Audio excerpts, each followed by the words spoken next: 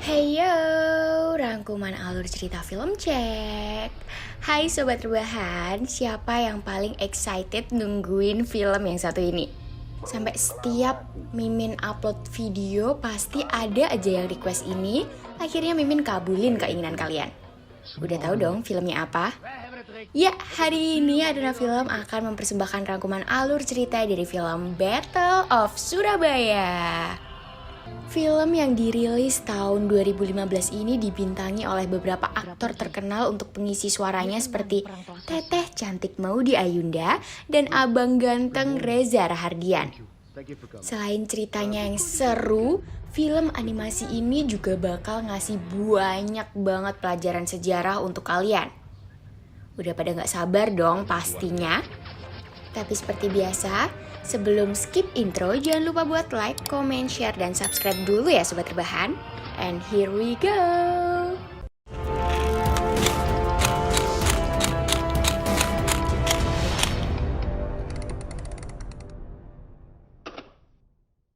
Cerita dibuka dengan dahsyatnya pengeboman kota Hiroshima oleh sekutu yang menandakan menyerahnya Jepang.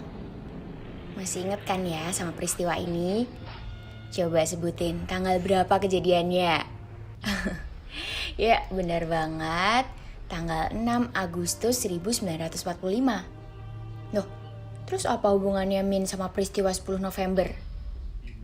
Jadi gini, pada tanggal 17 Agustus 1945, tepatnya hari kemerdekaan Indonesia, setelah bertahun-tahun dijajah oleh Belanda, Soekarno mengumumkan proklamasinya kepada seluruh rakyat Indonesia. Tentu saja hal itu membuat rakyat Indonesia menjadi sangat senang dan damai. Tapi setelah itu Belanda datang lagi ke Afne dan Nica yang kemudian menimbulkan konflik antara puluhan ribu milisi republik dan tentara dengan ribuan pasukan sekutu bersenjata. Nah, pertempuran itu yang kita kenal dengan peristiwa 10 November. Mimin bakal nyeritain kalian alur ceritanya mulai dari pas Belanda datang sampai perjuangan rakyat Surabaya merobek bendera Belanda. Jadi disimak baik-baik ya. Suatu pagi di stasiun kota Surabaya, seorang anak kecil bernama Musa yang bekerja sebagai penyemir sepatu kebetulan bertemu dengan Kapten Yoshimura yang baru saja sampai di sana setelah bepergian ke suatu tempat. Kapten Yoshimura adalah seorang perwira militer Jepang yang sudah dianggap seperti bapak sendiri oleh Musa. Sedangkan ayah kandung Musa sudah lama meninggal saat pertempuran melawan Belanda. Dan ibunya merupakan seorang Fujinkai, yaitu organisasi perempuan pada zaman Jepang. Kemudian saat hendak pulang, Musa kebetulan bertemu dengan Pak Yoshimura lagi di gang kecil dekat rumahnya.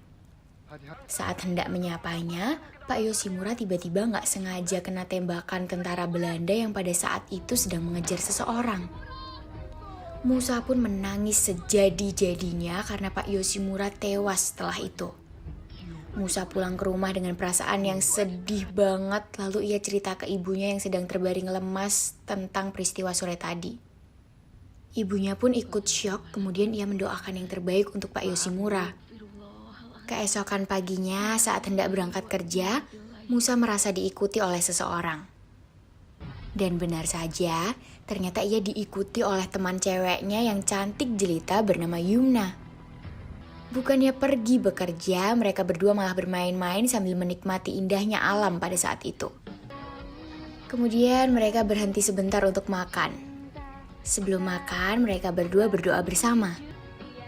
Walaupun berbeda cara berdoa, namun mereka tetap saling menghargai kok. Yumna adalah anak yang dibesarkan di lingkungan Belanda karena ibunya merupakan pembantu di sebuah keluarga Belanda. Ia mempunyai teman kecil di sana yang bernama Mary. Sampai suatu hari setelah mendengar berita di radio bahwa Jepang berhasil memukul mundur pasukan Amerika, keluarga Mary bergegas untuk pindah, namun baru saja siap-siap tentara Jepang sudah datang dan menyerang mereka. Keesokan paginya, kota Surabaya menjadi rusuh saat terjadi keributan antara pemuda dengan bangsa asing karena mereka benci dengan kedatangannya. Keberanian para pemuda Surabaya berhasil mengambil alih tempat-tempat yang berpengaruh besar. Mereka merampas senjata dari tentara asing dan mengamankannya di suatu tempat.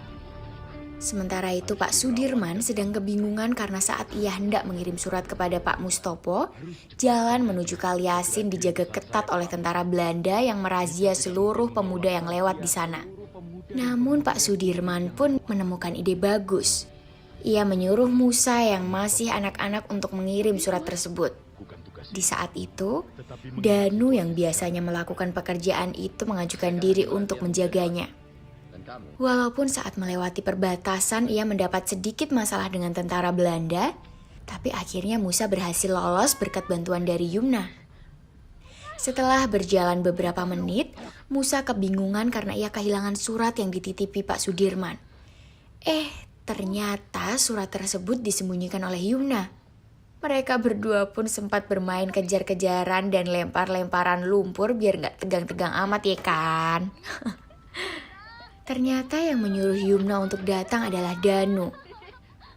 Mereka berdua saling kenal saat Danu menyelamatkan Yumna dari serangan tentara Jepang. Kemudian ia menitipkan kepada seorang nenek tua yang bernama Nenek Terha. Karena mereka berdua kotor, Yumna memutuskan untuk mandi. Di saat itu Musa sempat mengintip dan melihat tato yang ada di leher Yumna. Gak tahu deh apa arti tato itu. Kemudian Musa segera melanjutkan misinya untuk menyampaikan surat ke Pak Mustopo. Setelah membaca surat tersebut, Pak Mustopo segera menandatangani surat untuk serah terima senjata dari Jenderal Sigayo Hawabi. Kemudian, ia meminta petugas Komisaris Polisi Muhammad Kasim untuk berjaga di tempat penting yang dikuasai oleh pemuda dan rakyat, termasuk Hotel Yamato. Di sisi lain, gerakan-gerakan pemuda Indonesia sudah diwadahi dalam organisasi seperti PRI yang dipimpin oleh Sumarsono, Perjuangan Perempuan RI, serta Persatuan Buruh ikut membela. Sedangkan Bung Tomo sendiri telah membentuk organisasi pemuda lainnya yaitu BPRI, Barisan Pemberontakan Rakyat Indonesia, dan memiliki stasiun radio sendiri yang namanya Radio Pemberontakan. Di radio itu, Bung Tomo menggugah semangat para pemuda Surabaya dengan pidatonya. Kemudian Musa diperintahkan kembali untuk mengirim surat ke posko BKR dan markas milisi. Saat hendak berangkat, ia menanyakan sebuah tanda yang sebelumnya ia lihat di leher Yumna. Pak Mustopo pun memberitahu bahwa itu adalah logo dari organisasi Kipas Hitam yang didirikan oleh Hitoshi Shimizu. Namun setelah Shimizu tertangkap, Kipas Hitam berjalan seperti tanpa arah. Pak Mustopo pun menyuruh Musa untuk berhati-hati. Di tengah perjalanan, Musa bertemu lagi dengan Yumna. Karena takut Yumna ternyata adalah seorang pengkhianat, akhirnya Musa memutuskan untuk mengabaikannya. Di sore hari saat hendak pulang, Musa mendengar suara keributan dari desa dan segera berlari ke rumahnya yang ternyata sedang terbakar. Yang lebih menyedihkan lagi, ia melihat ibunya yang sedang terbaring lemas tertimpa puing-puing rumah. Saat ia hendak kejatuhan puing-puing itu, seseorang memakai baju hitam datang dan menolongnya. Ternyata, orang yang menolongnya adalah Yumna. Walau habis dibuat kecewa sama Musa, dia tetap baik hati dong. Sama halnya dengan Musa, ternyata nenek Yumna juga meninggal saat rumahnya terbakar. Di malam itu, saat Yumna tertidur lelap, Musa menyempatkan untuk mengirim suratnya ke pos BKR. Kemudian ia juga ikut beristirahat di gubuk bersama Yumna. Keesokan harinya, Yumna menceritakan kenapa ia bisa mendapat tato kipas hitam. Jadi sobat rebahan, waktu itu karena dendam Yumna kepada Jepang, ia dengan sangat ceroboh masuk ke dalam perwira Jepang untuk mencari tahu keberadaan ibunya yang diculik. Sayangnya ia tertangkap dan saat sadar ia sudah berada di sebuah ruangan dan memakai pakaian kipas hitam serta mendapat tato di lehernya. Ia pun sempat ikut organisasi tersebut sebelum akhirnya kipas hitam menjadi tak berarah. Namun setelah keluar, ia mendapat kabar bahwa ibunya telah wafat dan dikuburkan di Semarang. Seorang teman ibunya menitipkan sebuah kalung dari ibu Yumna.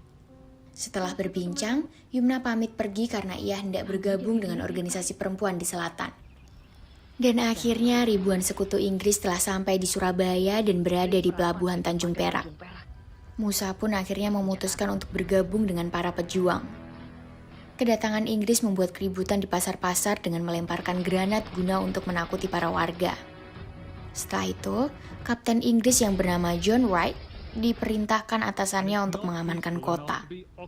Saat itu, kebetulan Musa berada di sana dan ia menolong seorang pemuda dengan melempar batu ke arah John Wright yang hendak menembaknya. Mengetahui hal itu, para petinggi negara mengadakan rapat dan memutuskan untuk memanggil pasukan BKR dan seluruh pemuda untuk siap-siap berperang. Keesokan paginya, Musa mendapat misi baru, yaitu menyampaikan surat yang berisi kode terjemahan yang digunakan untuk berkoordinasi melalui siaran radio oleh Bung Tomo. Namun dalam perjalanannya, Musa tertangkap oleh tentara Inggris karena mereka telah mengetahui misi Musa. Di sisi lain, Danu datang menemui Yumna untuk menyuruhnya kembali bergabung dalam organisasi Kipas Hitam. Namun Yumna menolak dan ia malah bertanya tentang keadaan Musa. Awalnya Danu merahasiakan bahwa Musa telah ditangkap. Namun setelah didesak Yumna jadi tahu rahasia itu. Ia pun menangis dan sangat sedih setelah mengetahui itu. Yumna pun memberitahu para petinggi negara dan ia membocorkan di mana markas Kipas Hitam bersembunyi.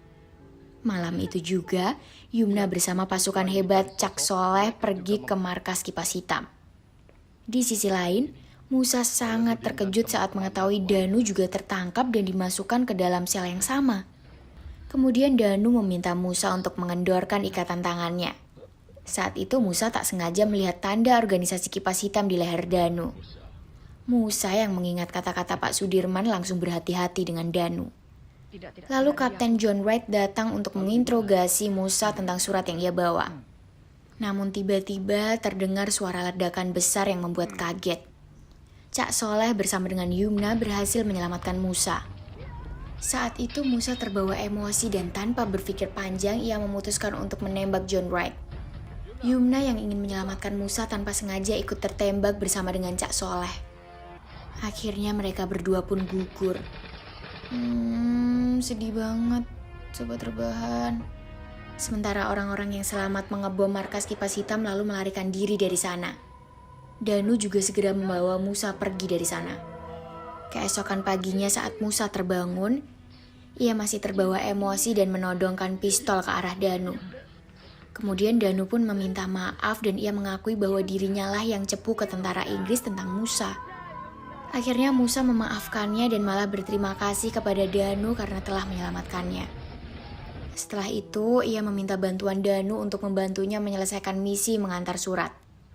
Sementara itu, karena terjadi kekacauan di kota Surabaya, pemimpin militer Inggris mencoba menemui Soekarno, Muhammad Hatta, serta Amin Syarifuddin untuk meminta bantuan pemulihan di Surabaya.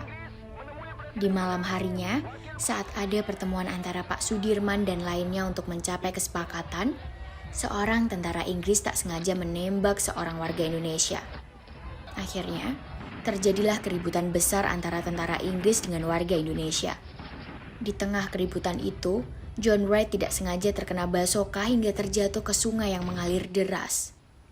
Saat tubuhnya menepi, kebetulan Musa berada di dekatnya dan menghampiri karena mendengar suara tolong. Bukannya minta tolong, John malah minta dibunuh oleh Musa. Tapi karena gak tega, Musa mengangkutnya diam-diam dan memberinya pertolongan.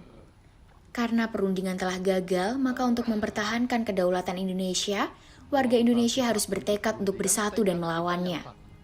Karena lebih baik hancur daripada harus dijajah lagi. Bener gak sobat rebahan? Semua warga Indonesia gak peduli walau berbeda ras, suku, dan agama, mereka bersatu dan menyiapkan diri untuk perlawanan kali ini. Dengan semangat yang membara-bara, Bung Tomo menyiarkan pidato untuk membangkitkan semangat juang arek-arek Surabaya. Allahu Akbar! Dan terjadilah perang. Pengeboman besar-besaran datang dari darat, laut, dan udara yang menghancurkan sebagian besar Surabaya. Di sisi lain, Musa dan Danu sedang dikejar-kejar oleh pasukan John Wright. Namun saat di tengah jalan, Musa sengaja dijatuhkan dari sepeda motor oleh Danu agar Danu bisa melawan sekutu sendirian. Ya, akhirnya Danu tewas. Dengan sepeda ontelnya, Musa melarikan diri dari sana sedangkan sekutu mengejarnya menggunakan kuda. Gak terasa Musa udah berada di ujung sungai, namun dengan keberaniannya ia mampu menyeberangi sungai tersebut walau akhirnya terjatuh. Tapi di kesempatan itu, John berbalas budi dengan Musa yang telah menyelamatkannya tempo hari. Ia meninggalkan Musa dan gak dibunuh deh. Pas balik ke kota, Musa sangat syok habis karena ia melihat kota Surabaya yang sudah hancur. Ia gak sengaja menemukan tumpukan surat milik para pejuang untuk orang-orang tersayangnya. Musa yang membaca surat itu jadi malah nangis sejadi-jadinya. Loh Min, jadi yang menang siapa nih? Indonesia atau sekutu? Ya jelas Indonesia lah sobat rebahan. Walau kalah senjata, tapi gak ada yang bisa ngalahin semangat juangnya arek-arek Surabaya. Di akhir film, Musa yang udah gede dan tambah ganteng ini sedang mengunjungi makam Pak Yoshimura. Ia bertemu dengan gadis Jepang yang gak kalah cantik sama Yumna. Ia bernama Kyoko yang merupakan anak dari Yoshimura. Dan sampai tua, ia masih saja teringat sama Yumna, sobat rebahan. Bahkan Musa masih menyimpan kalung peninggalan Yumna. Aduh, Mimin jadi terharu banget nih kalau kayak gini. Dan kini, kota Surabaya udah damai, sejahtera, dan gak ada lagi perang-perang yang gak guna gitu, sobat rebahan. Yeay, and that's all for today, sobat rebahan. Akhirnya, Mimin udah ngerangkumin alur cerita dari film yang kalian request selama ini, yaitu Battle of Surabaya. Gimana sih perasaan kalian selama nonton ini? Tegang atau ikut gregetan nih? Walau negeri kita udah damai, tapi jangan lupa buat tetap semangat menjaga keutuhannya ya sobat rebahan. Hargai perbedaan dan jangan sampai saling melawan sesama warga Indonesia. Karena seperti kata Pak Insinyur Soekarno, perjuangan melawan bangsamu sendiri akan lebih sulit. So, keep spirit you sobat rebahan. Mana nih suaranya arek-arek Surabaya?